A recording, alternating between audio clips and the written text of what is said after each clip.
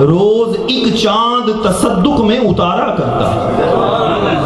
حضور آپ کے چہرہ انور کو چاند سے تشبیہ دینا تو بڑی معمولی سی بات ہے، آپ کا چہرہ انور وہ تو وراء الورا، آپ کے قدم مبارک اور قلب مبارک کی یہ شان ہے کہ آسمان کا چاند اگر اس کو دیکھ لے تو روزانہ ایک ایک چاند صدقے واری کرتا چلا جائے۔ یہ وہ حسن تخیل ہے جو امام اہل سنت نے پیش کیا۔ آپ کا کلام تھوڑا سا مشکل ضرور ہے، لیکن اگر اس کو پڑھ لیا جائے تو یقین جانیے ایمان تازہ ہو جاتا ہے۔ تاب مرآت سحر گرد بیابان عرب، غازۂ روح قمر دودھ چراغان عرب۔ آپ فرماتے ہیں لوگوں تمہیں بتاؤں کہ پوری دنیا میں جب صبح صادق کا اجالا پھیلتا ہے، لوگ سمجھتے ہیں کہ یہ روشنی ہو رہی ہے، سورج کی روشنی ہے۔ فرماتے ہیں تاب مرآت سحر، صبح کے وقت جو اجالا پھیل رہا ہے، روشنی پھیل رہی ہے، ارے یہ روشنی اور کہیں سے نہیں آئی، گرد بیابان عرب، یہ میرے کریم آقا کے عرب شریف کے جنگلوں سے جو گرد و غبار اٹھا ہے وہ پوری دنیا کو اجالے بانٹ رہا ہے۔ وہ گرد و غبار جو سرکار کے شہر مبارک سے اٹھا ہے، اس کا ذرہ ذرہ پوری دنیا کی ظلمتوں کو، تاریکیوں کو اجالوں میں تبدیل کر رہا ہے۔ اور غازۂ روح قمر، چاند کے چہرے پر جو تمہیں داغ سا نظر آتا ہے، یہ کیا ہے؟ چاند کے چہرے پر اس داغ کو کچھ لوگ داغ کہتے ہیں، کوئی اس کا میک اپ اور حسن و جمال کہتے ہیں۔ وہ چاند کے چہرے پر جو کچھ بھی ہے، میں بتاؤں تمہیں کیا ہے؟ اعلیٰ حضرت فرماتے ہیں غازۂ روح قمر دودھ چراغان عرب، عرب شریف کو رات کے وقت جو چراغ جلتے ہیں، ان چراغوں سے جو دھواں اٹھتا ہے وہ دھواں جا کر چاند کے چہرے کا غازہ بن جاتا ہے۔ غازۂ روح قمر دودھ چراغان عرب، یہ تخیل ہے اعلیٰ حضرت کا کہ جنہوں نے پوری دنیا کو یہ فکر دی، یہ پیغام دیا کہ اے لوگو اگر زندگی بچانی ہے، ایمان بچانا ہے تو صرف ایک ہی راستہ، عشق رسول۔ علامہ اقبال نے بھی یہی پیغام دیا، ان کے اشعار جا بجا اس بات کی تائید کرتے ہیں۔ علامہ فرماتے ہیں زاں کے ملت را حیات از عشق اوست، برگو ساز کائنات از عشق اوست۔ علامہ فرماتے ہیں کہ اس ملت نے اگر بچنا ہے تو اس ملت کی حیات نہ دولت میں، نہ پیسے میں، نہ جدید علم میں، نہ ٹیکنالوجی میں، اگر اس ملت اسلامیہ نے اپنے وجود اور تشخص کو قائم رکھنا ہے، اگر ملت اسلامیہ نے باقی رہنا ہے تو زاں کے ملت را حیات از عشق اوست، سرکار کے عشق سے قائم رہ سکتی ہے۔ میں آپ سے پوچھتا ہوں یہ بات، جتنے وسائل آج ملت اسلامیہ کے پاس ہیں مجھے بتائیے، 60 کے قریب اسلامی ممالک ہیں اور الحمدللہ ہمارا پیارا وطن ملک پاکستان ایٹمی طاقت بھی ہے، وسائل، دولت، اسباب حرب و زر سب کچھ آج زیادہ ہیں۔ صحابہ کرام کی حالت دیکھیں تو ڈھنگ کا لباس بھی میسر نہیں تھا، یہی تو تانے دیتے تھے کیسر و کسریٰ کہ تمہارے پاس تو ڈھنگ کا لباس نہیں ہے، تمہارے پاس تو کھانے کے لیے جو ہیں، پینے کے لیے اونٹنی کا دودھ ہے، اور آئے ہو تم ایران فتح کرنے۔ اسباب حرب و ضرب نہیں، وسائل نہیں۔ آج ملت کے پاس وسائل ہیں لیکن پھر بھی مار کھا رہے ہیں، کیوں؟ علامہ فرماتے ہیں اس واسطے کہ ملت اسلامیہ کی زندگی دولت سے وابستہ نہیں، عشق رسول سے وابستہ ہے۔ ذاک ملت را حیات از عشق اوس، برگ و ساز کائنات از عشق اوس، عشق او روزیست او را شام نیست، اور روح را جز عشق او آرام نیست۔ علامہ کہتے ہیں کہ جسم کو کھانا کھائے بغیر چین نہیں نہ آتا، روح کو سرکار کا ذکر کیے بغیر چین نہیں آتا۔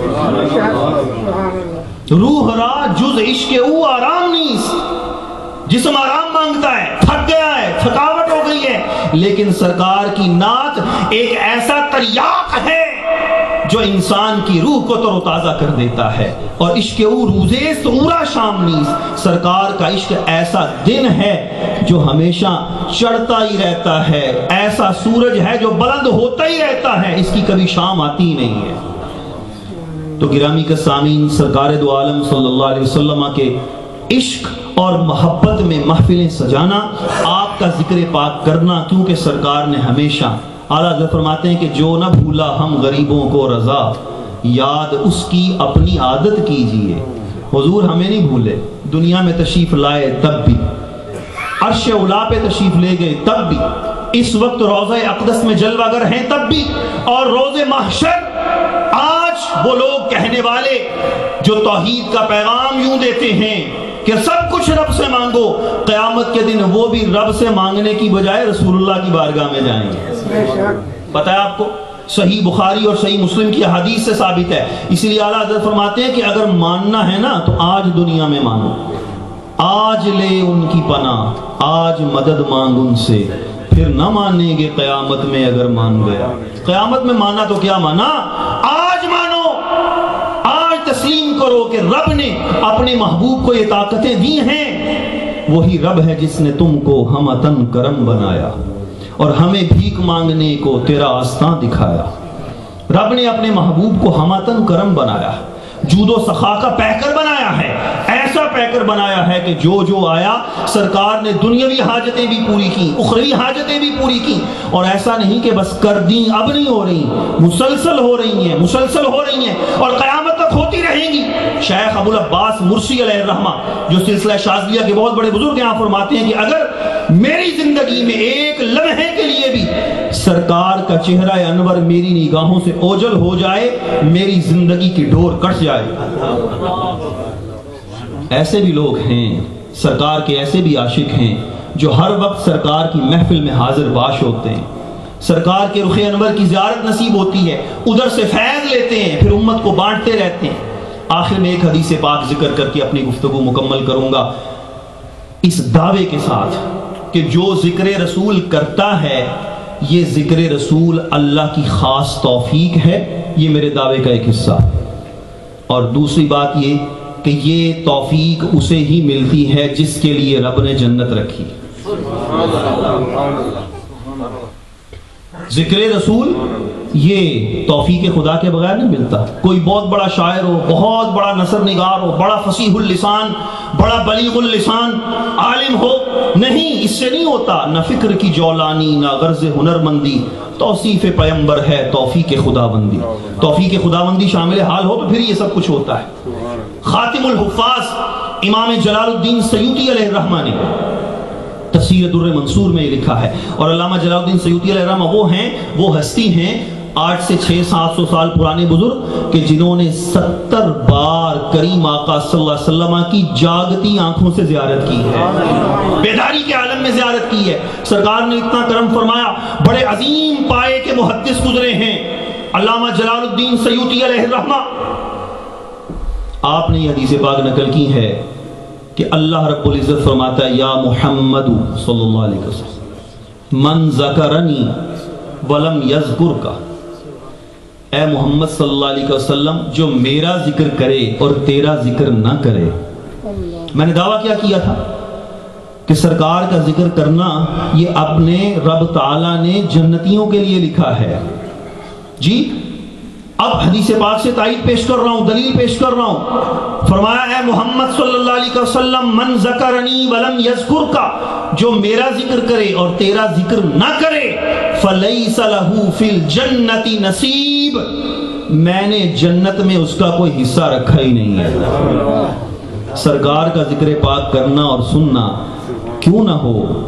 اعلیٰ حضرت فرماتے ہیں کہ اے رضا تو کیسے ذکر کر سکتا ہے سرکار کا؟ اے رضا خود صاحب قرآن ہے مداح حضور، جس رب نے فرمایا وَرَفَعْنَا لَكَ ذِكْرَكَ، اے پیارے تیرا ذکر ہم نے بلند کیا. کس کے لیے؟ لَكَ، اے پیارے تیرے لیے بلند کیا ہے. جو رب فرما رہا ہے تو آپ فرماتے ہیں کہ اے رضا خود صاحب قرآن ہے مداح حضور، تجھ سے کب ممکن ہے پھر مدحت رسول اللہ کی؟ کوئی کیسے بیان کر سکتا ہے؟ غالب نے بھی تو یہی کہا تھا نا. غالب جیسا شاعر جس کو اپنی شاعری پہ بڑا ناز تھا، بر صغیر پاک و ہند کا، فارسی زبان میں اردو زبان میں اس کا دیوان غالب بڑا مشہور ہے. اردو زبان میں دیوان غالب ہے، فارسی بھی اس کی غزلیں بے شمار ہیں، بڑی بلند پایا ہیں. جو لوگ شاعری سے ذوق رکھتے ہیں ان کو سمجھ ہے اس کی. تو غالب جب سرکار کی تعریف لکھنے بیٹھا تو کیا کہتا ہے؟ غالب ثنائے خواجہ بیزداں گذاشتی، اے غالب حضور کی تعریف ہم رب پر چھوڑ دیتے ہیں. غالب ثنائے خواجہ بیزداں گذاشتی